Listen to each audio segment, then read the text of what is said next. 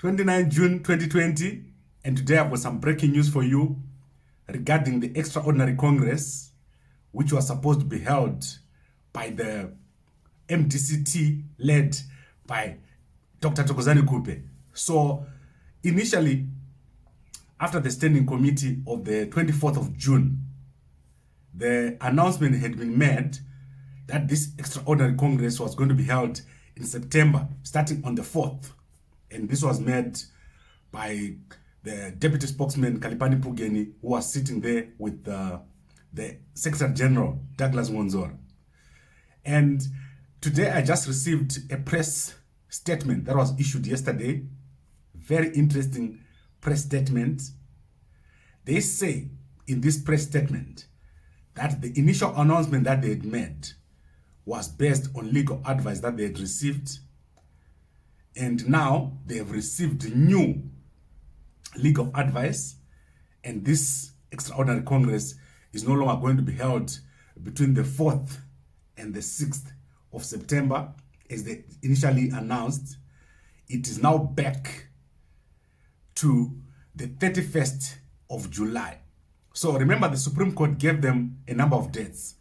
If Thokozani Kupe failed to hold the Extraordinary Congress by the 30th of June, or the last day of June, then Morgan Komichi was supposed to then hold the Extraordinary Congress after that by the 31st of July. What this means is that Thokozani Kupe has failed to hold the Extraordinary Congress. The new Extraordinary Congress is no longer in the hands of Thokozani Kupe. It's now in the hands of Morgan Komichi, if the rules or the ruling is followed according to how it is written. This has got a significant meaning, because what this means is that as of this point, and this is my interpretation, Morgan Komichi is going to be in charge of all the processes going forward.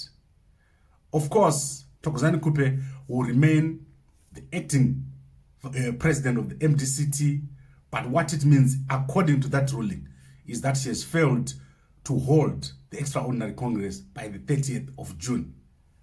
So I think, let's see how this develops, but according to my own interpretation, there must be some infighting of some sort between the two camps. Remember, I made a video soon after the Supreme Court ruling that there were 4 factions within the MDC-T. Now it is clear that each of them have got their own lawyers, because if they had agreed in the first place, who got the other legal opinion, it means there was a difference of opinion in the first place.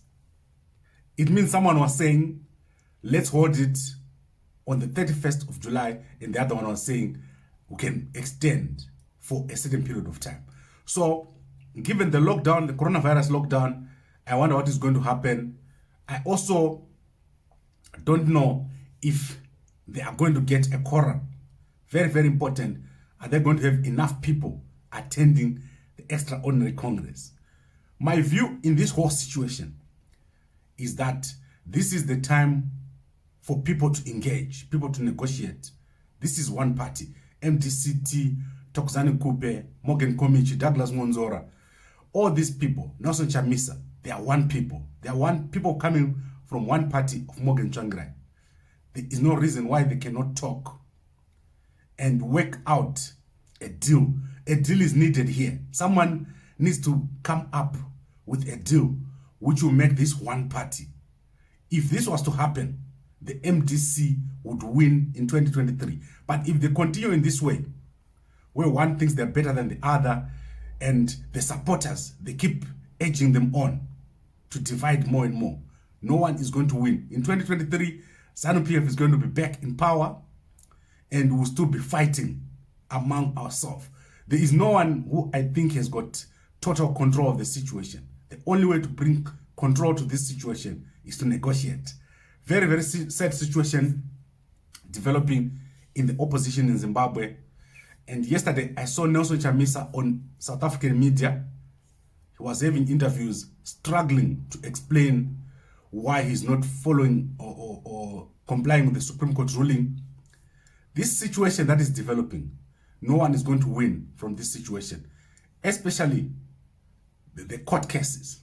Nothing will ever come from the courts, and nothing will ever come from not talking to each other. So these guys need to sit down and talk, and everyone will win at the end of the day.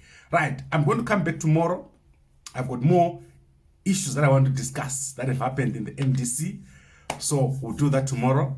But for now, if you're watching this on WhatsApp, send it to as many people as possible. If you're watching this on YouTube or Facebook, please like, comment, and share.